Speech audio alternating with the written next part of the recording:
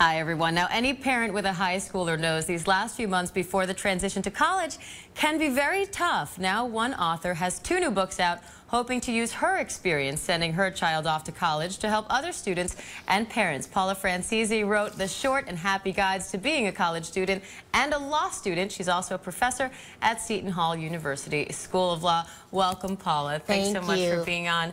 Talk to us a little bit about why you started writing these books. Lots of parents send their kids off to school, but they don't become an author because of it. Thank you, and thank you for having me. Of course. It began with my son, Michael. The summer before he was to begin at Boston College, it occurred to me that as his mom, but also as an educator with so many years spent in the classroom, gauging and evaluating my students, that I could share with him a set of guideposts, a foundation on which to build a life of integrity, but even more essentially, the nuts and bolts, how to be in class, how to prepare for class, how to make a good first impression, how to write an excellent final exam, what to think about as you choose your friends, how to make wise choices throughout the trajectory of college. I think in part the book was a response to my own anxiety as a parent about letting him go. He's my oldest, and this was the first time that he would actually be away from home. Well, as a Boston College grad, I have to say that he made a very good choice, and you put him in very good hands. Great school.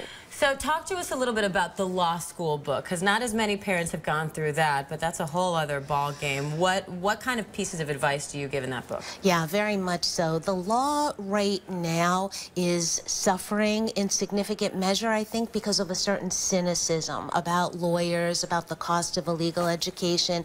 This book is an antidote. It encourages optimism. It encourages us to never confuse cynicism with discernment. The law is the most powerful of instruments. I love being a lawyer. I am so proud to be a lawyer. We are givers of hope. We come walking into the room when everyone else has walked out. There can be no justice without us. So the book really issues a call to service and a proclamation about the nobility of the legal profession and the law school education. You also have some pretty nice passages in the book, and I want to read a couple of them and have you sort of explain what inspired them. One says, be a voice for those who have yet to find their own. Stick up for the underdog. Refuse to abide by means. Be a giver, meanness rather, be a giver of hope.